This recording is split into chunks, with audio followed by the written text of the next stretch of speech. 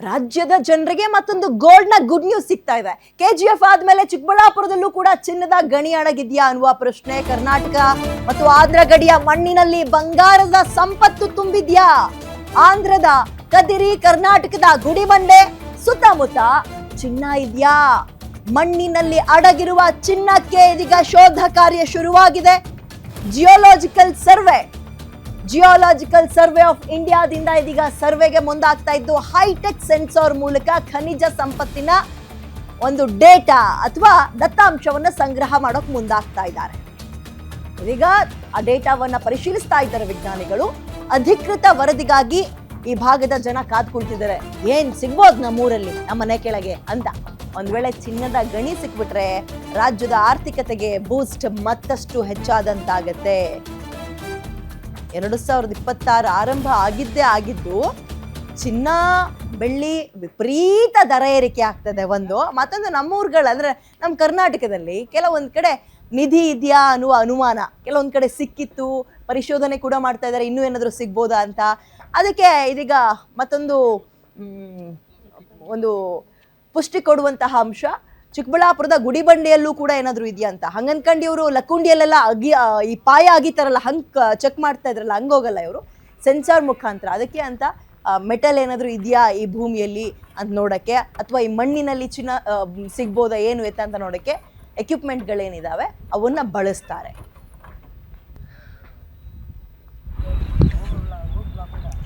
ಒಂದು ಕಡೆ ನಿಧಿ, ಮತ್ತೊಂದು ಕಡೆ ಬಂಗಾರದ ಸಂಪತ್ತು ಈ ಮಣ್ಣಲ್ಲಿ ಅಡಗಿದ್ಯಾ ಅನ್ನುವ ಪ್ರಶ್ನೆ.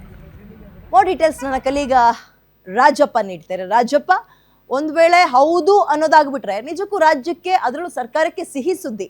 ಏನಂತಾರೆ ಅಧಿಕಾರಿಗಳು?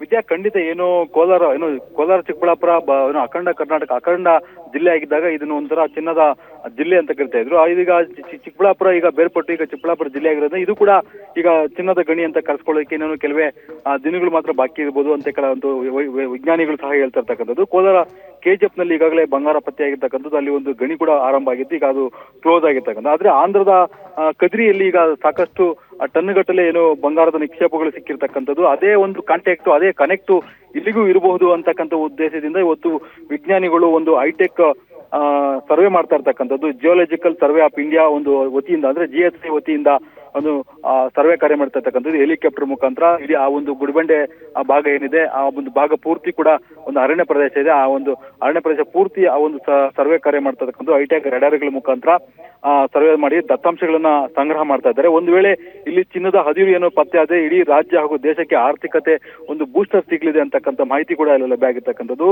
ಇನ್ನು ಸಂಗ್ರಹಿಸಿದ ದತ್ತಾಂಶಗಳನ್ನ ಪರಿಶೀಲಿಸುವ ಅಧಿಕಾರಿಗಳು ಈಗಾಗಲೇ ಪರಿಶೀಲನೆ ಮಾಡ್ತಾ ಇದ್ದಾರೆ. ಅಧಿಕೃತವಾಗಿ ವರದಿಗಾಗಿ ಈಗಾಗಲೇ ಅಧಿಕಾರಿಗಳು ಸಹ ಕಾಯ್ತಾ ಇರ್ತಕ್ಕಂಥದ್ದು. ಏನಾದ್ರೂ ಇಲ್ಲಿ ಬಂಗಾರದ ನಿಕ್ಷೇಪ ಆಗಿರ್ಬೋದು ಅಥವಾ ಬಂಗಾರದ ಖನಿಜ ಸಂಪತ್ತು ಏನಾದ್ರೂ ಸಿಕ್ಕರೆ ಇಡೀ ಕರ್ನಾಟಕಕ್ಕೆ ಆಗಿರ್ಬೋದು ಮತ್ತೆ ಇಡೀ ದೇಶಕ್ಕೆ ಒಂದು ವರದಾನ ಅಂತ ಹೇಳ್ಬೋದು. ಈಗಾಗಲೇ ಆಂಧ್ರದಲ್ಲಿ ಸುಮಾರು ಟನ್ಗಟ್ಟಲೆ ಗೋಲ್ಡ್ ಸಿಕ್ಕಿದೆ. ಗೋಲ್ಡ್ ಸಿಕ್ಕಿರ್ತಕ್ಕಂಥ ಆ ಒಂದು ಕನೆಕ್ಟಿವಿಟಿ ಇಲ್ಲಿಗಿದೆ ಅಂತೇಳಿ ವಿಜ್ಞಾನಿಗಳು ಚಿಕ್ಕಬಳ್ಳಾಪುರ ಜಿಲ್ಲೆ ಒಂದು ಗುಡಿಬಂಡೆ ಭಾಗದಲ್ಲಿ ಸುತ್ತಲೂ ಒಂದು ಅರಣ್ಯ ಪ್ರದೇಶ ಸುತ್ತಲೂ ಕೂಡ ಒಂದು ರೆಡಾರ್ ಮುಖಾಂತರ ಹೈಟೆಕ್ ಸರ್ವೆ ಮಾಡಿ ಈಗಾಗಲೇ ವರದಿಗಾಗಿ ಕಾಯ್ತಾ ಇದ್ದಾರೆ ವಿದ್ಯಾ. Okay, thank you ಡೀಟೇಲ್ಸ್ಗೆ.